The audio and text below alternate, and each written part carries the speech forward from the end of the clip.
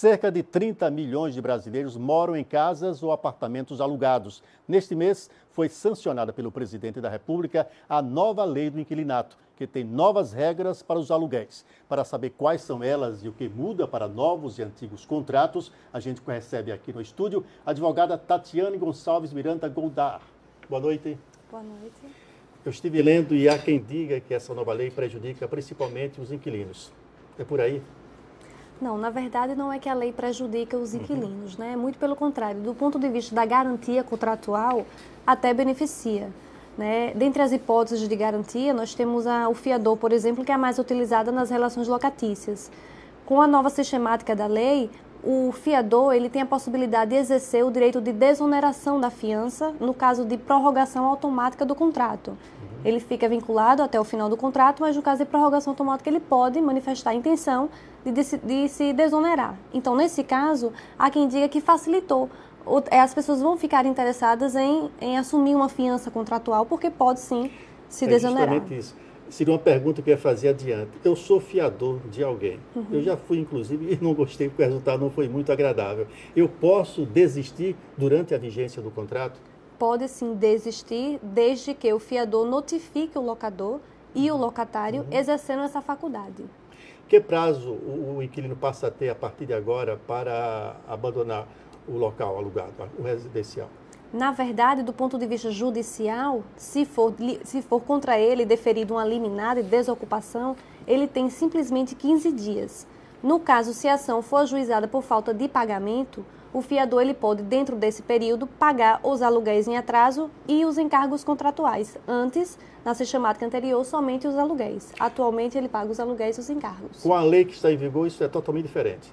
Não, na verdade, esta já é a redação da nova lei, né? Ele tem que pagar todo, na verdade, ele não precisa manifestar somente a vontade, ele tem que efetuar o pagamento para poder continuar no imóvel, senão ele é despejado em 15 dias. Quer dizer, isso uma vez entrada na justiça, a decisão do juiz, quer dizer, fica na primeira instância, a decisão do juiz equivale? Na primeira instância, inclusive com as mudanças, ficou muito mais célere as ações locatícias, principalmente a de despejo, muito mais célere e muito mais eficaz do ponto de vista em benefício do proprietário, né, do locador principalmente.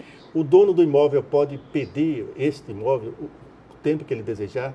Eu alugo um imóvel à senhora. De repente, 8 meses depois, eu acho que ele não deve continuar com a senhora porque eu tenho uma outra proposta. Eu posso solicitar de volta o meu imóvel ou não? Ele pode solicitar desde que ele notifique o inquilino, né? Tem que dar um prazo razoável para que ele desocupe, normalmente de 30 a 60 dias, para que ele desocupe esse imóvel e pode sim manifestar essa vontade. Mesmo estando pagando o aluguel em dia?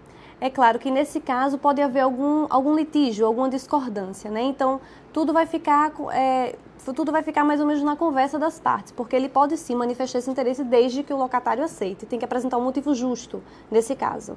Se o motivo justo for um aluguel maior, eu tenho o imóvel alugado por R$800 e eu consigo 1.200. Eu posso então exigir, negociar, conversar com o inquilino para que ele abandone e eu possa ganhar mais? Exato. Exigir ele não poderia, porque na verdade se pauta pela continuidade dos contratos, né? Isso traria um prejuízo muito grande para o inquilino. Mas se conversando e ele proporcionar um tempo razoável para a desocupação, é possível sim, nada impede que ele consiga reaver o seu imóvel. Então é preciso deixar bem claro. A pessoa não pode exigir, o dono do imóvel não pode exigir. Que eu estou pagando todo mês o meu aluguel, eu não posso, de repente, porque o cidadão é dono do imóvel, exigir saia que eu tenho que ganhar mais ou conseguir uma proposta melhor. Não seria um motivo justo, né? Tem que se adequar à vontade do inquilino realmente. E se durante a vigência do contrato o inquilino desejar abandonar o imóvel, ele vai embora, foi transferido, ele acha que não pode continuar pagando, um motivo qualquer, ele paga alguma multa ou não? Paga multa, e a grande inovação da lei, do ponto de vista da multa, é a proporcionalidade da multa.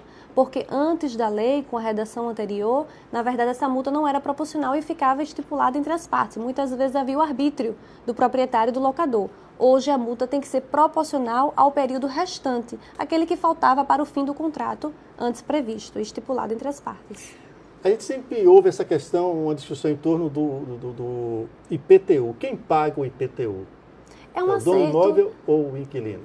Normalmente o inquilino. Alguns locadores, né, o proprietário do imóvel, às vezes por segurança, recolhe, já coloca esse valor no aluguel e providencia o pagamento. Normalmente isso fica na liberdade das partes. Em geral, é o inquilino.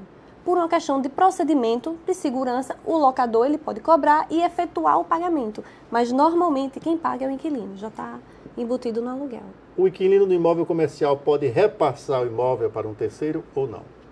Pode repassar, desde que esteja dentro das previsões do contrato, né? Que podem variar. O preço do aluguel vai baixar com a nova lei? Acredito que não vai atingir especificamente o preço do aluguel, né? Porque o preço do aluguel ele está de acordo com outras variantes e não necessariamente com as mudanças que foram trazidas pela nova lei. Até porque as mais significativas foram do ponto de vista do procedimento judicial e não necessariamente do contrato. Eu estou sentindo o seguinte, que na verdade o projeto também beneficia o inquilino que paga em dia, não é verdade? Beneficia o inquilino que paga em dia e principalmente no tocante à garantia, porque ele pode encontrar um fiador com mais facilidade. A senhora leu toda essa nova lei. O que a senhora pode aconselhar ao inquilino, àquela pessoa que pretende alugar um imóvel? Qual o conselho que deve dar baseada nessa nova lei? Bom, com relação à nova lei, nós temos que ter atenção, porque ela só está vigendo a partir do dia 25 de janeiro de 2010. Muito embora já publicada agora em dezembro, sua vigência é a partir de 25 de janeiro. Então, o que o inquilino pode fazer? Sentar com o locador, com o proprietário do imóvel e negociar as cláusulas contratuais, inclusive adequando-as a essa nova lei, porque ele é mais favorável, principalmente no que eu falei, no tocante à garantia do contrato. E a possibilidade de ter um fiador com mais segurança, desse fiador poder ser desonerado. Basicamente são essas as alterações. Quer dizer que a nova lei não é nenhum bicho-papão, né? Não é. São poucas as alterações, no que tange ao contrato mesmo. Para o bom pagador, fique tranquilo que você não virá problema nenhum. Pode ficar tranquilo. Sempre quem paga bem, sempre está ganhando na relação. E quem paga mal, que fique alerta. E quem paga mal tá difícil pela nova lei, tá mais apertada. Tá certo. Muito obrigado e um feliz ano novo para a senhora. Obrigada e igualmente para todos. O Notícias APRP termina aqui. Boa noite e até amanhã.